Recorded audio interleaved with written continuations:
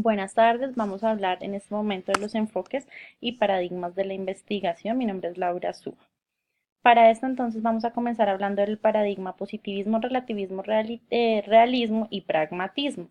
Entonces, hablaremos de ellos en detalle. El positivismo, pues entonces comenzó en los años 30 en el Círculo de Berlín y en el Círculo de Viena, desarrollado por Carnap y Reichenbach, donde se desarrolló pues a partir de esta época y hablaba de una reconstrucción lógica de la ciencia privada y pública, donde hablaba de resultados de investigaciones, elaboraba reconstrucciones lógicas con el objetivo de un conocimiento bien elaborado. Posteriormente, Putman en los años 60 pues habló de la concepción heredada que caracterizó el neopositivismo con una filosofía analítica.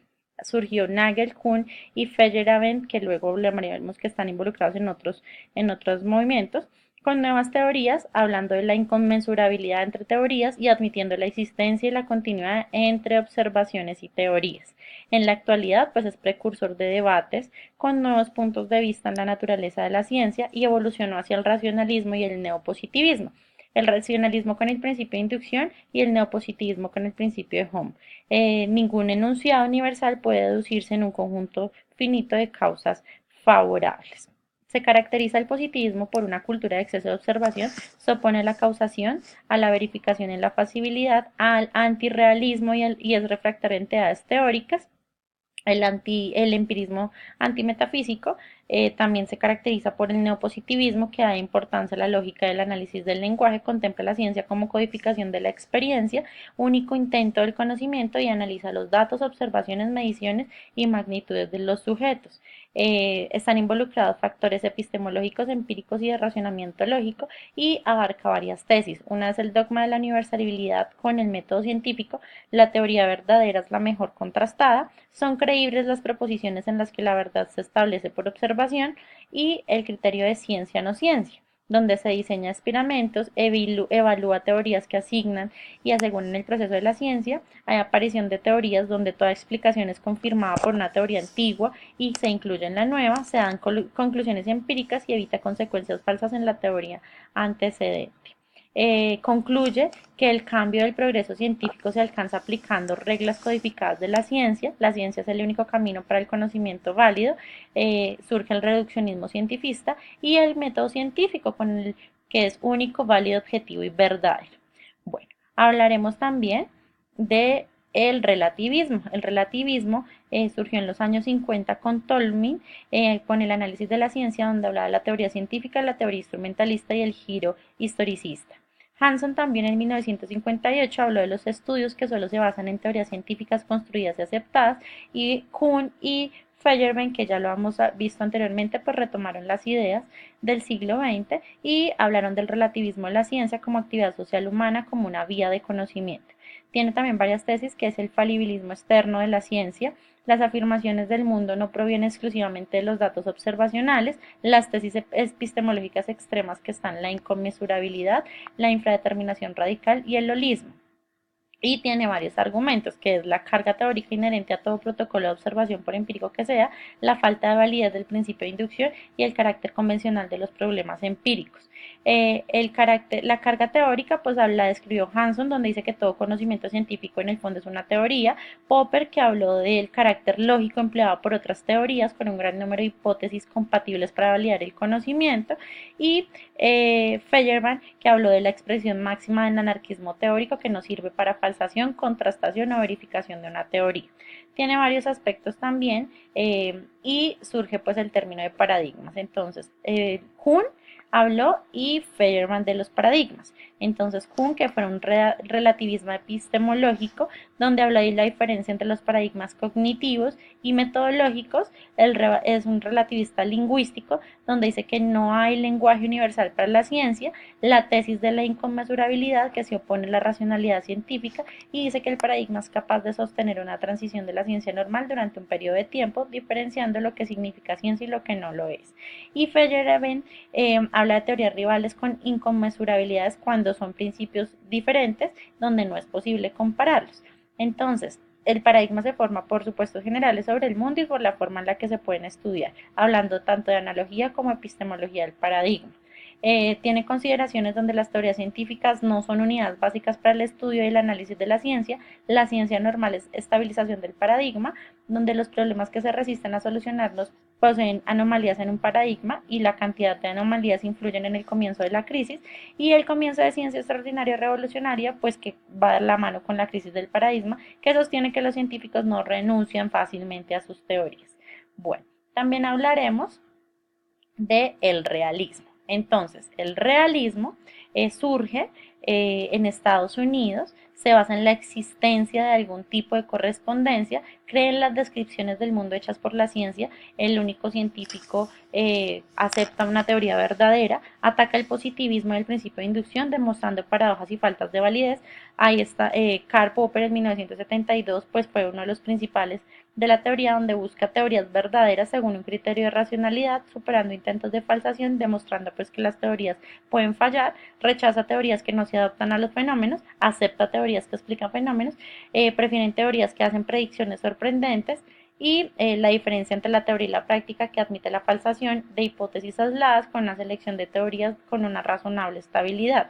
Tiene varias tesis y es que la teoría será superada por otras y se puede presumir que es falsa, y el principio de falsación, que permite diferenciar entre la ciencia y no ciencia. Otro representante es Hutkin con el realismo transportador, y Jerry, que habló del realismo constructivo, donde no todas las teorías son científicas y no son solo instrumentos. En la actualidad se relaciona con las intervenciones en el mundo, donde habla de la práctica científica y la tecnología, que posee efectos transformadores en el mundo, apareciendo la tecnociencia como una capacidad innovadora. El otro movimiento, el otro paradigma es el pragmatismo, que surge en Estados Unidos, reemplaza la verdad por un método que garantiza la objetividad científica. Aparece per se en el siglo XIX, donde habla que niega un principio de correspondencia como principio de verdad, afirma que algo es real cuando la comunidad científica está de acuerdo, el progreso del conocimiento científico depende en mayor o menor grado de proximidad. También surge Putman con el realismo interno pragmático, con los métodos de investigación, manifestando que ellos crecen, evolucionan y forman nuevas formas de pensamiento. También está W. James, que habló del popularismo y del pragmatismo, surgiendo el instrumentalismo, que puede ser antirrealismo, con un componente teórico de la ciencia, donde no se describe la realidad como tal y la teoría se considera un instrumento útil. Se relaciona con instrumentos observables con los demás. También está la existencia del progreso de las teorías científicas y el paradigma científico, que no considera las reglas metodológicas establecidas. Se considera la ciencia como un instrumento con el objetivo de producir teorías capaces de superar todos los contrastes empíricos. Por último está Loudon y Toulmin, donde habla que la ciencia no es el único camino válido para el conocimiento y la posición intermedia entre el realismo y el relativismo social. Entonces, estos paradigmas lo que nos van a ayudar es a hacer un aporte a la ciencia y analizar toda la parte de transmitir un espíritu de la ciencia y la educación en los campos de saber ser, saber hacer, y tener como toda la filosofía de la ciencia, tanto cognitiva, procedimental e instrumentalmente. Continuaremos con las características de la investigación cuantitativa, donde se refleja la necesidad de medir y estimar magnitudes de fenómenos o problemas de investigación. El investigador plantea un problema de estudio delimitado y concreto, construye un marco teórico del cual se va a derivar hipótesis y se someten a pruebas mediante los diseños de investigación, permite generar hipótesis y permite la recolección de los datos. La investigación cuantitativa también tiene otras características. Debe ser objetiva, los fenómenos que se observan o se miden no son afectados por el investigador, sigue un patrón predecible y estructurado, se generalizan los resultados encontrados en una población buscando que se puedan replicar estudios, pretenden confirmar y predecir fenómenos investigativos, pretende generación estadística de resultados, y su meta principal es una formulación y demostración de teorías. La complejidad de la investigación cuantitativa pues está formada de lo racionalista, donde la ciencia surge como una necesidad del ser humano de aprender de los fenómenos que ocurren. La relación causa-efecto pues es analizada permitiendo emplear el conocimiento en pro de mejorar la ciencia. Integra unidades propias de leyes y del lenguaje, donde las leyes pues pueden ser explicadas y el lenguaje pues depende de la observación científica que conduce a algunas mediciones de los fenómenos. Relaciona la ciencia con el método científico y con la cuantificación, lo que va a repercutir en una mayor credibilidad del fenómeno que se estudia. Debe tener un modelo teórico previo fundamentado definiendo los conceptos que analiza de forma concreta. Es la investigación más apropiada para la verificación de hipótesis fundamentadas en el conocimiento y desarrollo de teorías. No se centra en explorar, describir o explicar un solo fenómeno, hace inferencias a partir de una muestra, evalúa variables observadas y realiza el análisis estadístico e identifica patrones que caracterizan la totalidad de la población. La investigación cualitativa pues permite tener, por el contrario, cualidades explicativas y exploratorias, ayuda a esclarecer resultados obtenidos en las investigaciones cuantitativas en campos poco estudiados, pues los paradigmas que caben acá son fenómenos que no se pueden comprender de forma cuantitativa, sirve para comprender la realidad social y expresa todas las partes subjetivas como son pensamientos, sentimientos de la población y actores sociales, dan participación activa del sujeto. Hernández Sampieri clasifica y hace unas tablas de diferenciación entre ambos enfoques. Entonces, de entre varias dimensiones, dentro de estas destaqué los marcos de referencia básicos, pues el enfoque cuantitativo surge del positivismo, del neopositivismo y del prospositivismo, y el enfoque cualitativo pues de la fenomenología, el constructivismo y el naturalismo como enfoque. El punto de partida, pues en el enfoque cuantitativo hay una realidad que conocer y esto se puede hacer a través de la mente. En el enfoque cualitativo, pues la realidad se debe descubrir. La realidad que se va a estudiar, pues existe una realidad objetiva única, el mundo es concebido como un externo al investigador y en el enfoque cualitativo, pues el estudio y el investigador están de la mano.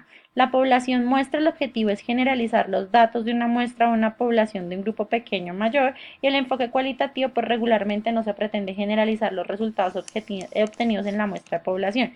La muestra, pues en el enfoque cuantitativo se involucran muchos casos para generar resultados estadísticos. En el enfoque cualitativo se involucran los casos que sean necesarios para poder ser analizados de forma intensiva. La composición de la muestra pues son casos en el estudio cuantitativo que pueden ser estadísticamente representativos. En el enfoque cualitativo los casos son individuales y se va a analizar es por las cualidades que posean estos sujetos. La naturaleza de los datos, pues la naturaleza de los datos es numérica a nivel cuantitativo y a nivel cualitativo pues es subjetiva con textos, narraciones, significados. La metodología que involucra lo cuantitativo y lo cualitativo es posible, claro que sí, existen los estudios mixtos donde se integran métodos cualitativos y cuantitativos de recolección y análisis de datos.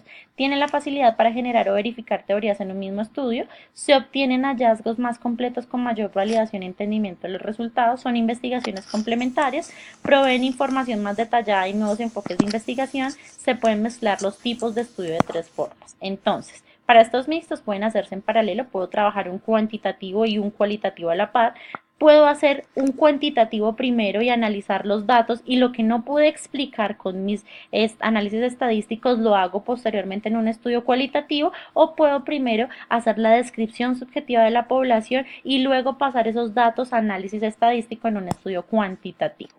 En la investigación personal que estoy haciendo en la maestría, pues el título es Utilidad de las aplicaciones móviles para facilitar el aprendizaje de la ventilación mecánica convencional en una unidad de cuidado intensivo de alta complejidad, donde la pregunta de investigación, teniendo en cuenta un enfoque cuantitativo, es qué efecto tiene el uso de las aplicaciones móviles en el aprendizaje sobre el manejo de los modos ventilatorios convencionales en los estudiantes que rotan en el módulo de profundización de la ventilación mecánica.